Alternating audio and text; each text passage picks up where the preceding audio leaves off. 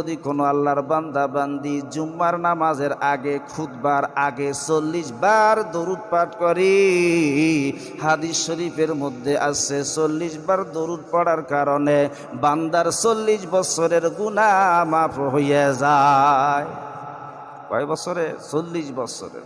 আবার এই জুমার দিন আসরের নামাজের পর নামাজের জায়গায় বসে কোনো আল্লাহর বান্দা বান্দি যদি 80 বার দরুদ পাঠ করে, আল্লাহুম্মা সাল্লি আলা মুহাম্মাদিন নাবিয়্যিল উম্মি ওয়া আলা আলিহি ওয়া সাল্লিম তাসলিমা, 80 বার দরুদ পাঠ করার কারণে আমার আল্লাহ 80 বছরের সগীরা গুনাহ মাফ করে দেয়।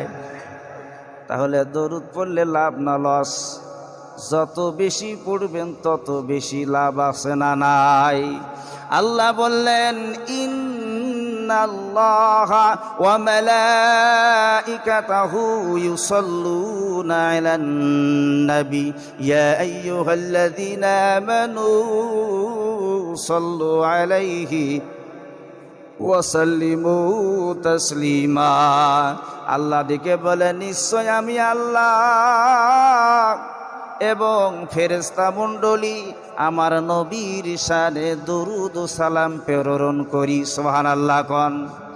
আল্লাহ নিজে দরুদ পড়ে, ফেরেশতারাও পড়ে, আবার ওই আল্লাহ হুকুম করতেছেন, ইয়া আইয়ুহাল্লাযীনা আমানু, হে ঈমানদারেরা যারা ঈমান এনেছ, তোমরাও আমার নবীর শানে দরুদ সালাম প্রেরণ করো। সুবহানাল্লাহ কোন। হুকুম করতেছেন কে? আল্লাহ। যে আল্লাহ হুকুম করেছেন নামাজের, রোজার, হজের, সেই আল্লাহ হুকুম করতেছে যে আমার নবীর শানে ঈমানদারেরা তোমরা দরুদ পড়ো। বেঈমানকে আল্লাহ বলে নাই, যারা বেঈমান, মুনাফিক, মুশরিক, কাফের, এদেরকে আল্লাহ বলে নাই। আল্লাহ শুধু ঈমানদারকে বললেন যে যেহেতু আমি নবী, আমি আল্লাহ পাক আমার নবীর শানে দরুদ পড়ি, ফেরেশতারাও পড়ে, তোমরা ঈমানদারেরাও প্রেরণ করো।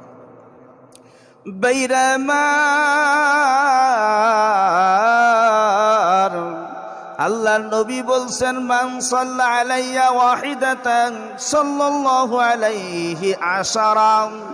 আল্লাহ নবী বলেন, যে ব্যক্তি আমি নবীর শানে একবার দরুদ পড়ে, তার উপর আল্লাহর পক্ষ থেকে 10টা রহমত নাজিল হয়।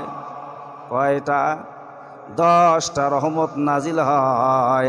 আমার আল্লাহ পাক 10টা মর্যাদার স্তর বাড়ায়া দেয়। সুবহানাল্লাহ কোন।